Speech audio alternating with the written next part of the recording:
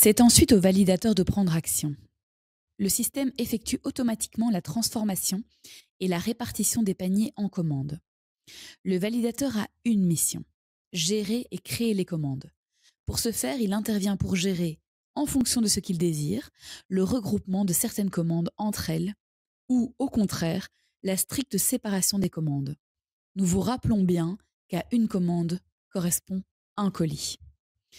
Le validateur arrive sur son tableau de bord lui présentant les commandes à créer. Plus bas sur la même page, le validateur retrouve le récapitulatif des différents établissements pour lesquels il a reçu des droits, ainsi que le montant maxima de commandes déléguées par le PO aux différents établissements. Le validateur clique sur « Voir toutes les commandes à créer ».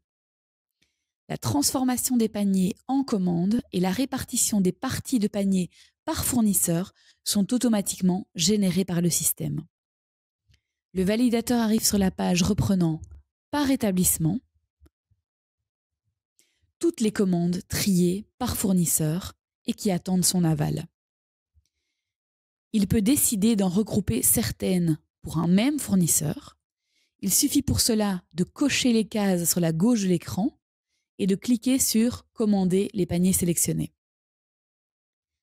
Ces commandes-là seront alors fusionnées dans une seule et même commande, et donc dans un seul colis.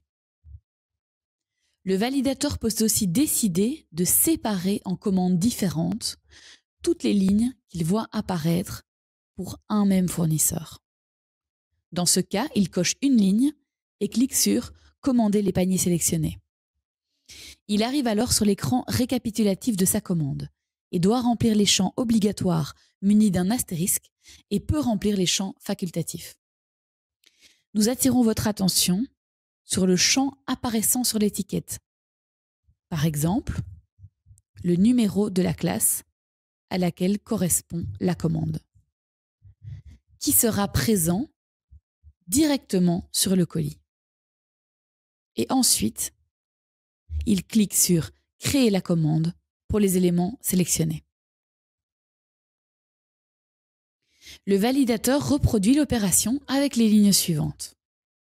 Attention, par la suite, l'acheteur n'aura plus aucun pouvoir de modifier le contenu de la commande, ni d'ajouter un commentaire à destination du fournisseur. Il pourra uniquement la passer ou l'annuler. Le validateur est ainsi responsable de la finalisation de la commande. Le validateur répète l'opération pour les autres commandes à destination d'autres fournisseurs et il pourra retrouver les commandes et suivre leur parcours via l'onglet « Toutes les commandes » de son tableau de bord.